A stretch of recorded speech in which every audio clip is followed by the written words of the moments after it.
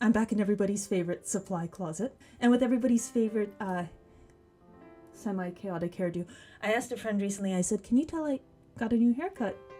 Did you want to say something? He goes, your hair looks different every day. I don't know what's going on. And I was like, okay, yeah, that's fair. You may have noticed Kazimierz isn't here with us. He's actually taken his annual leave. He says the job's pretty difficult and he just wants a little bit of time to spend with his family of 12 children. So they've gone back to Poland for a couple of days, but rest assured, everybody's favorite Polish goose will be back in a week's time, or maybe even 2 weeks' time, to provide really interesting, completely unsolicited commentary from the supply closet box. Today's a bit of a different spin on things than what we normally do. I'm actually recording, it's Friday night, so this video is more in the line of a Shabbat greeting, if you will. Tonight is the start of the period in the week which Jews consider holy. It's the Sabbath. It's when you're supposed to take time for rest, for reflection. Those who do observe it religiously put away electronics, and it's really a time following the fact that God spent 6 days building the world and then spent the seventh resting. It's all about what Rabbi Abraham Herschel called a cathedral in time. So I'd like to make this video as my Shabbos greetings to everybody watching, regardless of what faith tradition you follow. This term series was about Let's Survive Oxford and the different forms that can take. We've talked about relationships, we talked about food and the role that food plays in the different social aspects of Oxford, and how these different subjects can touch on issues around mental health, relationships, student life. I always think back to how my grandmother likes to say that students are their own species altogether.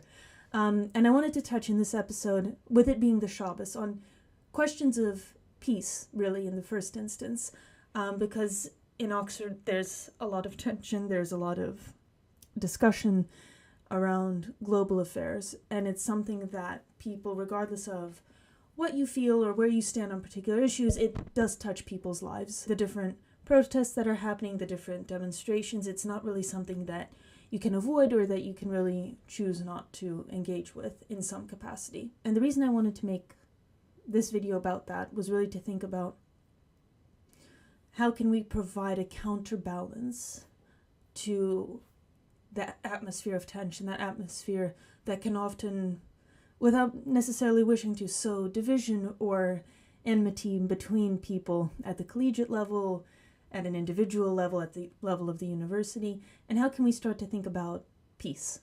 And something that, students and universities are good for is for discussing issues of current interest and of urgency, and something that I've witnessed both here in the United Kingdom and the United States is that activism really does begin its roots often in one's time as a university student, and it is students who are often responsible for bringing a lot of that attention and that discussion to the fore. But how can we start to think about almost going past conflict? How can we start to think about going past division? Because with the different crises and events that have unfolded over the last few years, the question inevitably arises, well, what will happen once they're over? And the notion of what constitutes a conflict coming to an end is obviously not black and white, but superficially speaking, there may be one day when a treatise is signed or a line is drawn of some kind that says this has now come to an end. But the point is that paper and lines, as we know from history, they cannot contain the human story. And in the different crises that are happening around the world, there's going to be so much work that's going to have to happen afterwards, after those lines and those papers are drawn up. Work of reconciliation, of community building, of bringing people together. It's a matter as simple and yet as complex as having people who are on two different sides speak again to one another. A process of grief, a process of coming to terms with what has happened, a process of rebuilding, not just even social relationships, but the very brick and mortar, as it were, of society. Can we start to think about that now? And can we start to think about how can we build peace in the world more globally? Because as often happens with these kinds of crises, there's what's happening on the ground, and then there's that public response. And often we conflate the two, and they are not necessarily mutually exclusive, but it is important to distinguish between the ways in which we may talk about what is happening in a given part of the world versus what is actually happening there on the ground and is reported by people who are there living it day to day. And something that you often come across when there's that inevitable clash between students and or administrators and faculty or the governance of an educational body is the idea that we have that right to express speech, and that it is the prerogative and even the responsibility of those who engage in intellectual exercise to take a moral stance, to advocate for those that are unheard, to speak out on behalf of victims of injustice, and to call out those in power. What I think we don't hear as much of is the responsibility that we have to one another within those intellectual spaces. It's very well and good to want to advocate on behalf of one side or another, or to take a stance and to follow through, and to really devote time and energy to it. But when we talk about impact, people want to make an impact, they want to help one another, and we do tend to forget that people, for the most part, are coming from a place of good intention, of wanting to do good for others, of playing a role, of using their position.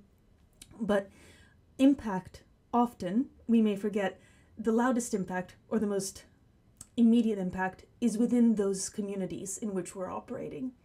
And it's easy to forget when we are seeing ourselves within that global scope of a conflict, when we are engaging with the news, we tend to forget that the things we say and do, they, in the very first instance, are going to affect the people around us in those communities.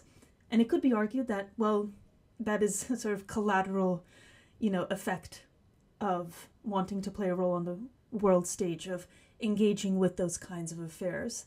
But I think we have to remember that not only do we have rights, things we can do, we not just have a freedom to, but we also have a responsibility for. And the Sabbath is a time to reflect on those, and it's a time to think about peace. So one of the songs that's sung on the Sabbath is Shalom Aleichem, peace be unto you, my peace I bring to you, or in Arabic, Salamu Alaikum. It's one of the beautiful things about Hebrew and Arabic is that they are so close to one another, and that the greetings in both are one of, let me bring peace to you, I wish peace upon you. And the idea is that during the liturgy and after the liturgy, when you really enter into the Shabbos, you're accompanied by ministering angels of peace, and that you sing this song for them and you ask them to be with you through this period and throughout the week to come.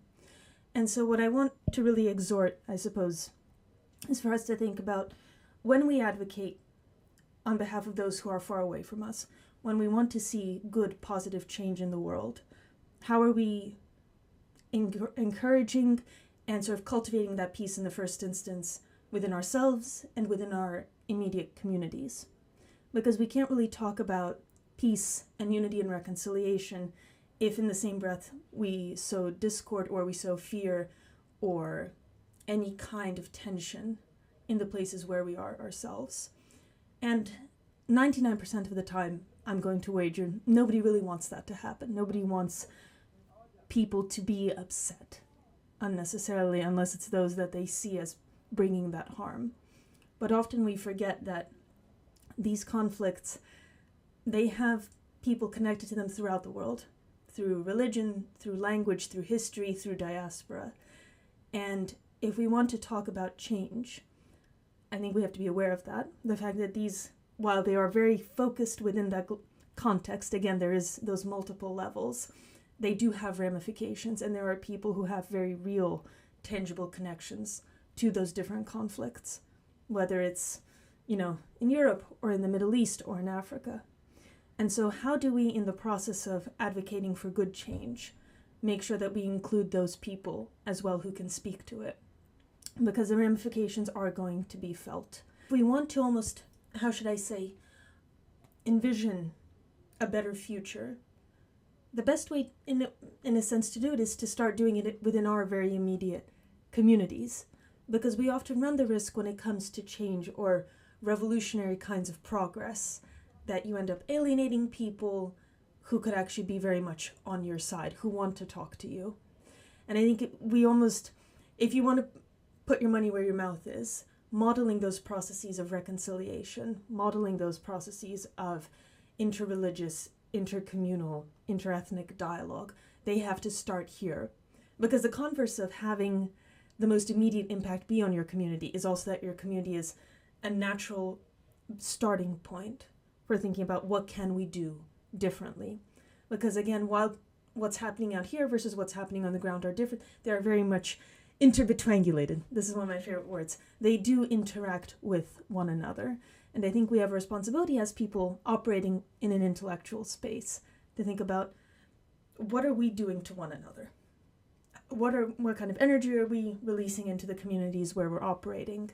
Could we be, in fact, putting people on the back foot? Could we be making people afraid to speak out, to engage with us? Are we setting up an environment in which, in fact, it's not entirely possible or not entirely safe to have multiple modes of dialogue where people can challenge us?